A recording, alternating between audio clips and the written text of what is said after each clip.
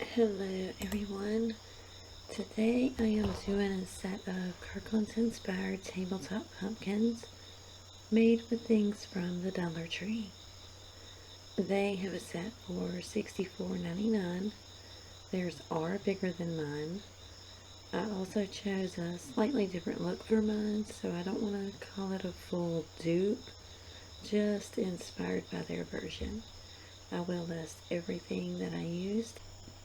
I did actually use 4 of the tumbling tower blocks, 2 of the small craft sticks, and 2 of the large craft sticks for the base. I'm not sure why I'm only showing half of that here, but I just went ahead and cut just the round end off of the small craft stick and then glue 1 block to one end, 1 to the other. There will be a gap there, but you won't be able to see it once it's on the pumpkin. I tried lining up several of the blocks to make a larger base, but I just wasn't liking the way they looked, like being able to see the blocks come together, so I ended up going with this and working with what I had. Just put the large piece right there on top. I cut 1 stick, which I'm going to call pickets, and used that for a guide to make sure I got the rest of them even. Just painted the front and the back, as well as 4 small craft sticks that I used for the brackets on the back. I somehow lost that footage, but it's pretty self-explanatory. Just glue your pickets to the small craft sticks to hold them together. I cut 1 large craft stick at an angle to make the stem for this one, and alternated green and tan twine all the way across.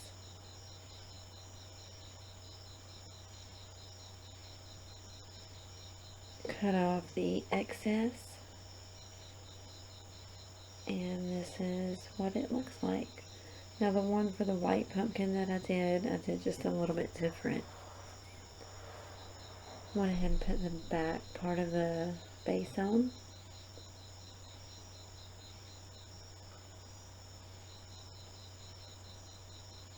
Used hot glue for the stem. I'm not planning on doing anything crazy with this pumpkin, so that should hold just fine. Wrapped twine in green and tan for the bow for this one. Now the Kirkland version did have flowers at the top. I decided to go with a bow. I may change that later, but for now they have bows. Made the tails for the bow, glued those on separately. Now I do add the metal tendrils at the very end. Now would have really been the time to put those on instead of having to peel my bow up a little bit to put them on later. But live and learn.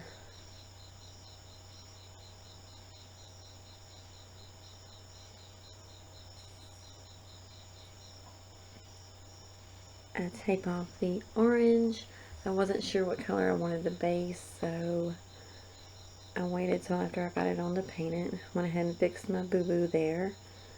I did end up painting this green, but later added brown to it to tone it down just a little bit. I used tacky glue to put the welcome on. I didn't paint the metal word, I just left it galvanized. I wanted to add just a little bit of dimension and make it look a little bit more rustic, so I dry brushed some dark brown paint around the edges and of course put it on the base there. I used some floral wire around a skewer to make the tendrils. I think that's what those are called, I'm not sure. Glued those on, and that is the last piece.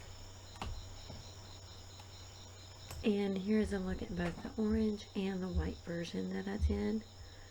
Like I said, I know these are a little smaller than the Kirkland version, but to me it's worth a trade-off compared to their $65 price tag, or at least a similar but smaller look. Thank you so much for watching, and hope to see you next time.